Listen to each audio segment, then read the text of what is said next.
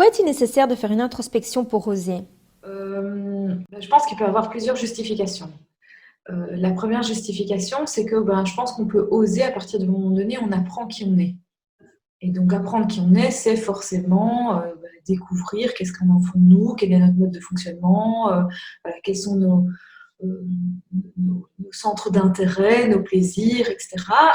Et de ce fait-là, au mieux on se connaît, au mieux on va pouvoir, je pense, se donner une latitude pour pouvoir oser et donc sortir de notre zone de confort. Oser, pour moi, c'est vraiment sortir de sa zone de confort.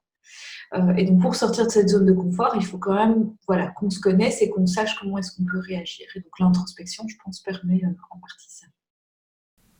Comment faire une introspection? Alors, je pense qu'on peut faire de plein de manières son introspection. Euh, on peut la faire accompagner d'un professionnel et donc faire une démarche proactive en allant voir un coach, un psychologue ou une personne de son choix qui peut nous guider dans notre introspection. Je pense aussi qu'on peut faire une partie de son introspection seule, voire toute son introspection seule. Et là, je pense qu'on a différents outils. Alors, moi, j'aime beaucoup la littérature, entre autres. Je pense qu'il y a beaucoup de livres qui peuvent amener vers voilà, un parcours initiatique ou en tout cas soulever des questions et dans ces questions nous interpeller sur notre mode de fonctionnement. Je pense aussi qu'on peut avoir des outils très pratico-pratiques et donc parfois le premier outil qu'on a à sa disposition et qui est facile, c'est le temps.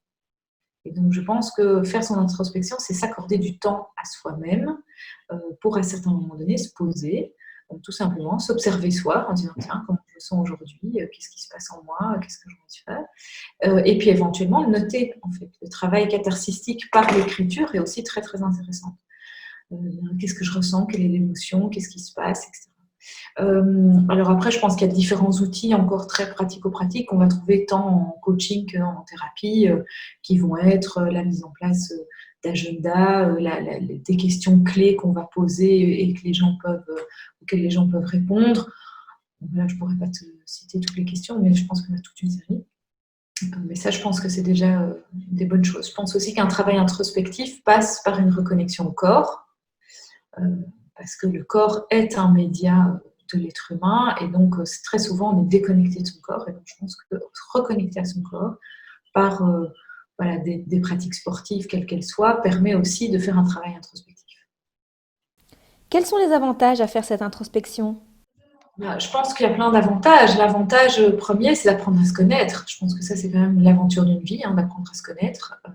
Et donc, je pense aussi que le travail introspectif est un travail qui est permanent et évolutif.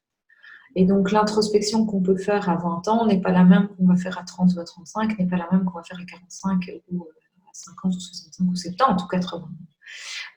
Et du coup, c'est ça qui est tellement riche dans l'introspection, c'est qu'on continue à apprendre à se connaître, à se découvrir, et du coup, c'est extrêmement riche. Donc ça, je pense que c'est vraiment un gros avantage.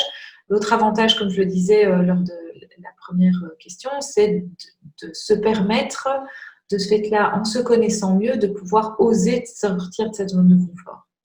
Et donc, à certains moments donnés, de prendre peut-être un peu de risque.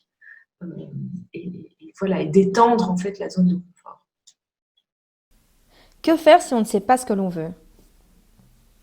Je pense que socialement, depuis qu'on est tout petit, on nous pose la question de quel métier on veut faire. On nous pose rarement la question de qui on veut être, quelle vie on veut avoir. Et donc, voilà, qu'est-ce qu'on veut faire de manière plus générale sans spécialement avoir la spécificité du métier. Euh, Or, je pense que savoir ce qu'on veut faire en tant que métier, c'est d'abord savoir ce qu'on a envie d'être, nous.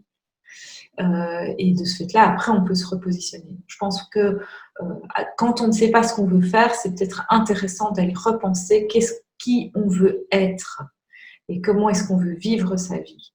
Et puis de ce fait-là, on peut challenger qu'est-ce qu'on peut faire pour vivre sa vie comme on en a envie.